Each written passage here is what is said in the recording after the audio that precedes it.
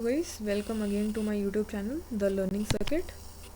आज हमारा होने जा रहा है लेक्चर नंबर 4 किसमें MPH002 में, जिसमें हम डिस्कस कर रहे थे basically elementary principles of mechanics. ठीक है, जिसमें आज जो हम टॉपिक करने वाले हैं वो टॉपिक होगा हमारा कंजर्वेशन थ्योरम ऑफ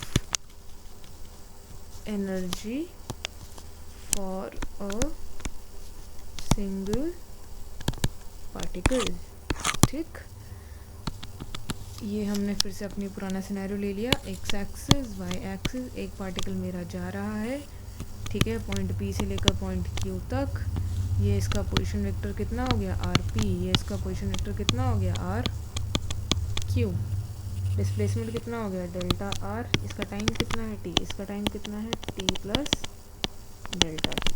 ठीक है, अब चलो हम चीज़ें कुछ कंसिडर करते हैं। फिजिक्स कंसिडर मतलब फिजिक्स सारी चीज़ कंसिडर के अबाउट ही है। ठीक है, हमने कंसिडर किया, कंसिडर करो एक सिंगल पार्टिकल है। कंसिडर अ सिंगल पार्टिकल जिसका मास कितना है,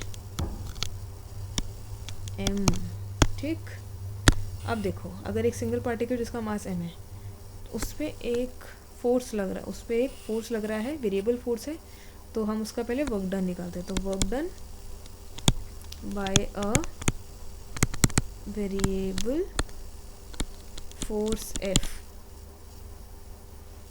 जब लगता है तो वो क्या करता है, वो पार्टिकल को एक पोजीशन से लेकर दूसरा पोजीशन डिस्प्लेस कर देता है। ठीक है, is displacing the particle from position 1 to position 2। अब इस सिचुएशन को हम कैसे लिख सकते हैं, वर्क डन फ्रॉम 1 से 2 क्लोज लूप। वर्क डन का फॉर्मूला क्या था, एफ डी एस। तो एफ फोर्स इनटू डिस्प्लेसमेंट, कहाँ से कहाँ तक, 1 से 2 तक।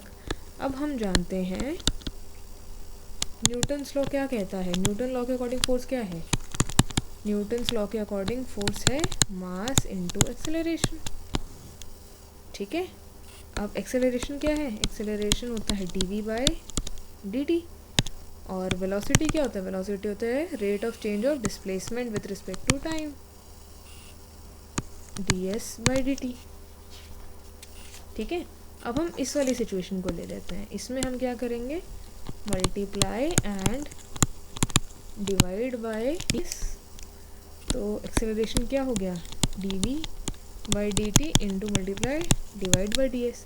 अब इसमें देखो थोड़े से चेंजेस करेंगे। एक तो हम ये टर्म एक साथ लेंगे और दूसरा हम ये टर्म एक साथ लेंगे। तो फिर क्या बनेगा हमारा, तो एक्सेलरेशन क्या हो जाएगा, D V by D S and D S by, sorry D V की जगह क्या आएगा यहाँ, डी टी। अब तुमको पता है D S by D T क्या होता है, D S by D T होता है वेलोसिटी। तो D V by D S into V हो गया। अब इसको मान लिया इक्वेशन नंबर 2 और इसको मान लो इक्वेशन नंबर 1। ठीक है, या चलो वापस ही लिख लेते हैं। नाउ वर्क डन 1 इंटू 2 कितना हो जाएगा, 1 से 2। फोर्स क्या होता है, एफ डॉट डी एस था। ठीक है, तो 1 से 2 क्लोज लूप है। फोर्स क्या होती है, mass into acceleration into D S हो गया, कोई इशू तो नहीं।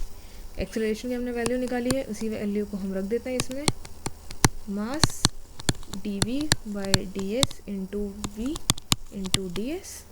डी एस से डी एस कैंसिल हो जाएगा, क्या बचेगा इधर, 1 से 2 mass into V D V. अब हमको पता है क्या, सिंस मास इज कांस्टेंट, अगर मास कांस्टेंट है तो वर्क डन 1 और 2 में क्या आएगा, क्लोज लूप। रुक जाओ, मास बेसिकली कांस्टेंट है तो मास तो बाहर आ जाएगा ना, मास क्लोज लूप 1 से 2 वी डी वी। अगर हम इसका इंटीग्रेशन करेंगे तो वर्क डन ऑफ 1 2 क्या हो जाएगा, m v²/2 आ जाएगा। ठीक है, वैल्यूज़ क्या है 1 से 2, तो वर्क डन ऑफ 1 2 क्या हो जाएगा, m v2 का स्क्वायर माइनस v1 का स्क्वायर। तो वर्क डन 1 2 मल्टीप्लाई करो m v2 का स्क्वायर माइनस m v1 का स्क्वायर, और ये 2 तो बाहर ही आ गया, तो ये भी 2 हो गया, ये भी 2 हो गया। अब देखो ये क्या है, एक तरह से काइनेटिक एनर्जी हो गई ना। तो वर्क डन 1 और 2 क्या है, ये kinetic energy of 2 minus point, kinetic energy at point 1। अब हम यहाँ पे याद रखना, डिनोट किसको करते हैं, काइनेटिक एनर्जी को हम डिनोट करते हैं T से। तो वर्क डन इन 1 to 2 क्या हो जाएगा, T2 माइनस T1। ये जो आपकी वैल्यू आई है इसी को हम बोलते हैं क्या, वर्क एनर्जी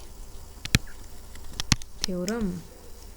क्या याद रखना, याद रखना हेंस, इसका मतलब क्या है कि वर्क डन जो होगा वो क्या होगा, is equal to the difference of kinetic energy of the particle at 2 points.